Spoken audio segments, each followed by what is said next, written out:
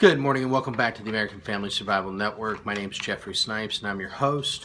Folks, we have another excellent article today from the United States Concealed Carry Association, USCCA, our premier affiliate, making you a responsible gun owner.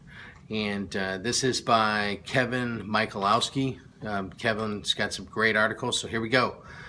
Being a good shot does not make you a good fighter. You've heard the old cliche. Even if you're on the right track, you will still get run over by the train if you stop moving forward.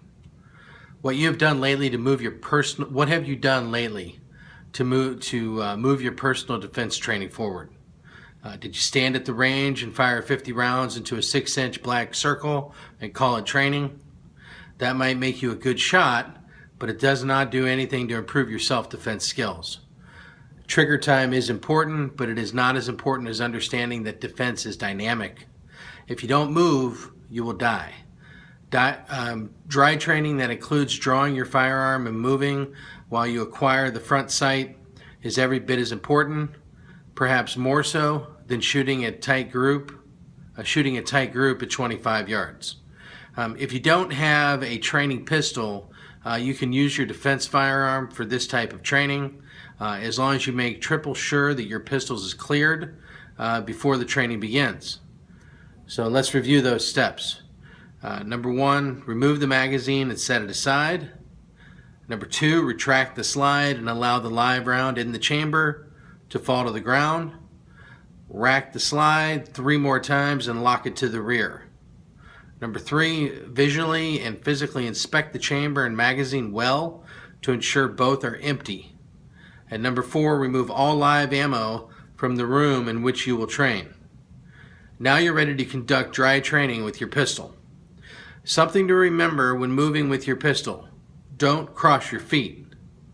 Crossing your feet is the best way to fall down.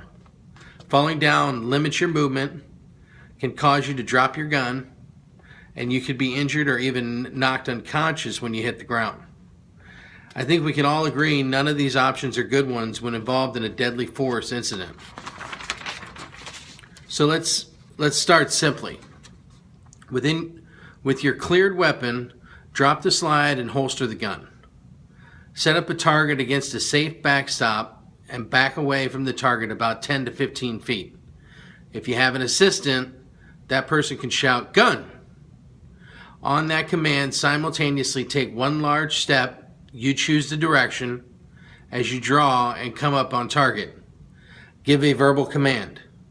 Then decide if you need to fire. If so, press the trigger to the rear. Move as quickly as you can, effectively perform all the steps. As you get better, your speed will increase. Here are some things to think about. I suggest you give a verbal command. In a real situation, you may or may not have time to do so.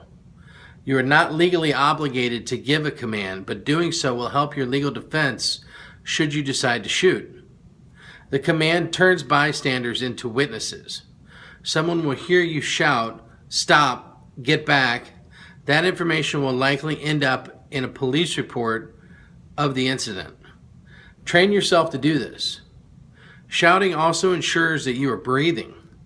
Some people hold their breath when scared. Don't be like some people. Notice I also said decide if you need to fire. During your training, you should only complete the trigger press about half the time. This ensures that you don't automatically shoot the bad guy. Think about this. You shout, "Stop, get back."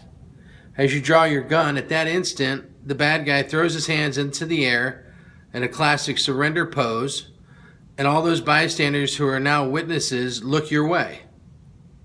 If you've completed 5,000 repetitions of this drill and each of them ended up with you pulling the trigger, what do you think you will do when the assault is real?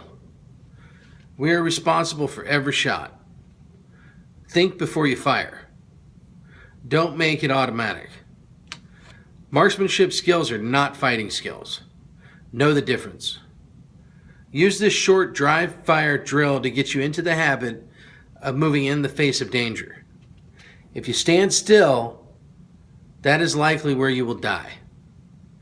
Folks, this kind of article is just absolutely phenomenal. So again, thank you to Kevin Michalowski at the USCCA, the United States Concealed Carry Association, our premier affiliate at the American Family Survival Network. And folks, please remember to go to the American Family Survival Store for all your family's emergency and survival needs. And always remember to protect and safeguard your family. Hope for the best, prepare for the worst, fear not, and God bless.